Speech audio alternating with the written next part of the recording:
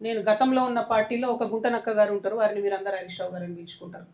ఆయనను చూసి నేనేదో మాట అన్నాడు, అనగానే నన్ను అంటవా నువ్వు అని చెప్పి అసెంబ్లీ మొత్తం వాయిదా వేసుకుని వెళ్ళిపోయాడు.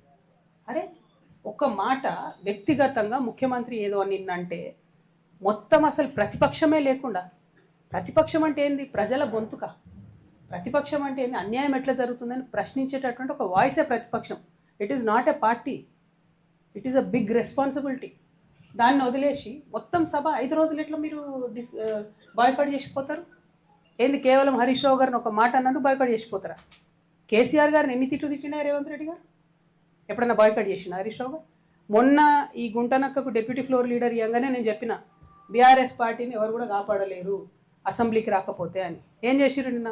పోనీ జనరల్గా నేను కూడా పార్లమెంట్లో పనిచేసిన కదా, నేను కూడా ఎమ్మెల్సీగా పనిచేసిన కదా, ఒక ఏదన్నా అంశం మీద మనకు అభ్యంతరం ఉంటే అప్పుడు చర్చ ఒక అంశం మీద జరుగుతుంటే ఆ అంశం మీద వాకౌట్ చేయొచ్చు, మళ్ళీ రావాలా, నెక్స్ట్ అంశం మాట్లాడాలి. ఎందుకంటే నెక్స్ట్ అంశం కూడా ప్రజలకు ఇంపార్టెంట్ ఉంటుంది.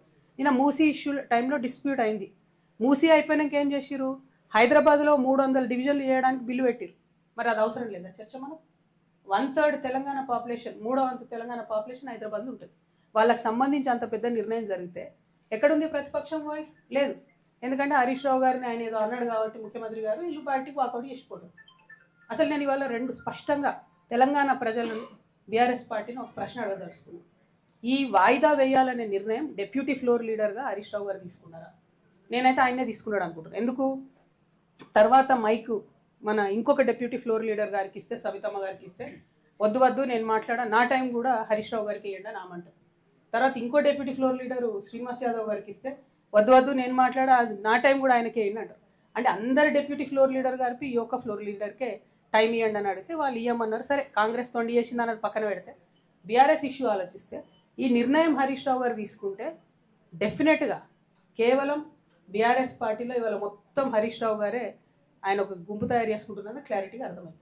2, ఒకవేళ ఆయన నిర్ణయం కాదనుకుందాం, కేసీఆర్ గారో పైనుంచి పార్టీ నుంచి వర్కింగ్ ప్రెసిడెంట్ గారో చెప్పారు అనుకుందాం. నేను మాత్రం చెప్తా ఉన్నా, ఒకవేళ అట్లా అయింటే, నిర్ణయం పైనుండి వచ్చింటే డెఫినెట్గా ఇది శ్రేయస్కరమైనటువంటి పద్ధతి కాదు. ఏదైతే కృష్ణా వాటర్ మీద పెద్ద పెద్ద సభలు పెట్టాలనుకుంటున్నారో చట్టసభలో చెప్పే అవకాశం వచ్చింది, చరిత్రలో నిలిచిపోయేటటువంటి మాటలు చెప్పే అవకాశం వచ్చింది, రికార్డ్స్ ఫ్యూచర్ జనరేషన్ చూసుకునే అవకాశం వచ్చింది. అది కాదని ఆ ఇష్యూ బయట మాట్లాడతామంటే ఇది కరెక్ట్ కాదు, శాంటిటీ అంతకన్నా కాదు. కాకపోతే గుంటనక్క గారి వ్యవహారం చూస్తే నాకేమనిపించింది అంటే ఈ తోక కుక్క నొప్పే పరిస్థితి వచ్చిందనిపించింది నాకు. ఇక అది ఎవరేమనుకున్నా ప్రజలు ఎట్లా అర్థం చేసుకుంటారో నాకు తెలియదు. కానీ ఎందుకంటున్నా అంటే ఒక్క మాట అంటే మొత్తం సభ వాయిదా వేసుకుని 5 రోజులు కూడా ఎంత